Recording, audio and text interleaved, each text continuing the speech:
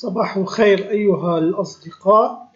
درسنا لليوم هي معلومة بسيطة جدا: كيف نلون خلفية الخلايا المتشابهة.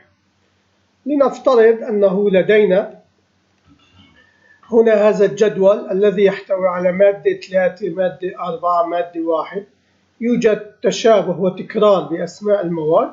عندما نبرمج الأسطر تظهر لنا خانة إدخال، ندخل اسم المادة المطلوبة مادة 2 ونعطيها أوكي، فتتلون لنا المواد التي تتوافق مع المادة التي تم تسجيلها. لنستعرض مع بعض الخطوات البرمجية ونلاحظ.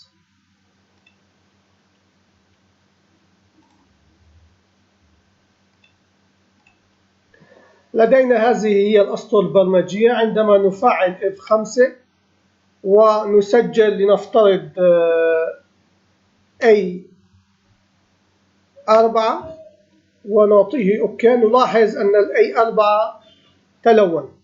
كيف تم التلوين؟ لنتبع الخطوات من جديد.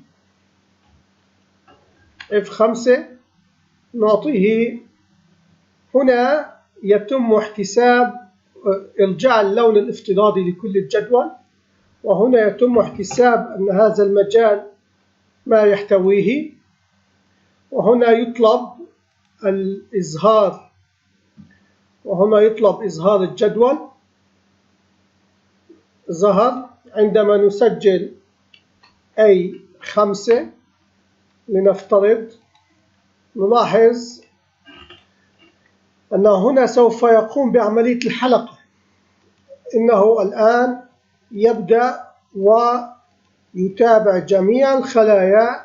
عندما نصل إلى هنا جميع الخلايا، بعد ما يأخذ السطر الأول ثم السطر الثاني لكي نتابع ونلون. إنه الآن لم يستدرك الوضع. نلاحظ أن الإف لم تتقاضر. الآن نلاحظ أن الخلية التي تقف هي F5 والتي هي F5، فإذا سوف يتم التلوين.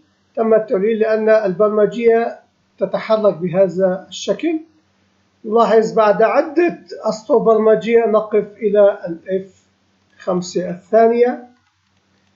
نلاحظ الآن نحن قد وصلنا إلى A2، أي أن هنا لدينا 1 2 3 الرابعة. فإذا هلا هي 1 هي 2 هي 3. الآن سوف يتم التوافق F5 A5 مع A5. الآن تم التلوين. لدينا احتمالين وتنتهي البرمجة. هذا هو الاحتمال الأول وهذا هو الاحتمال الثاني، ونلاحظ الآن تنتهي البرمجة.